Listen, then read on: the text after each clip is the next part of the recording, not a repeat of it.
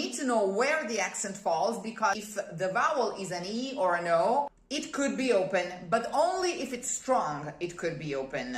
Pretty much all Italian words are paroxyton, piane, we call them in Italian, which means that the accent falls on the penultimate vowel, whereas perché, così, però, they are called tronche in Italian and occiton in English, and the accent, if it falls on the last vowel, will be visible, will be actually spelled. Okay. Although in the Ricordi editions it will be spelled wrong, perché, with an open accent instead of a closed one. For some reason they just use one, and we have just two, so it wouldn't be hard to use the right one. But anyways, if it falls elsewhere in the word, the E of sempre or the E of meglio can be open only because it's strong. Whereas, same word, sempre, certo, the final vowels, they're still E's or O's, but they are weak. So for sure, they cannot be open. The rule is that if a vowel is an E or an O and it's the tonic one, it's the one where the accent falls, it could be open.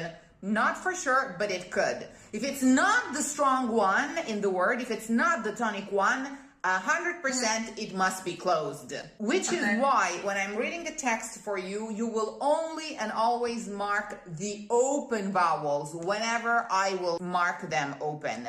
And you will know by default that every other single vowel will be closed. So you will only mark the open vowels whenever I spell them open, and then you will mark the mandatory doublings whenever I enhance them. Historically, the doublings come from a consonant that is orthographically not there or not there anymore, but it keeps its strength. Ad, casa. The D of ad falls before the C, but it keeps its strength in the speech. This area is mostly for audition, for recordings. Just for the record, the entire role of Chocho-san, you know that I have an archive of recordings with, Did you even try to check it out? Check it out, yeah. Anyways, you did find it. You know that it's there if you want to use it. Yeah. Because for the very first times, I recommend not to use it, but when you don't know the method yet, you cannot benefit of the recordings as much as you could after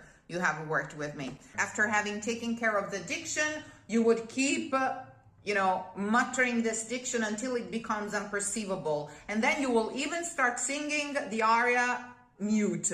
Make sure that you don't do any spare efforts to correctly pronounce what you're saying, okay?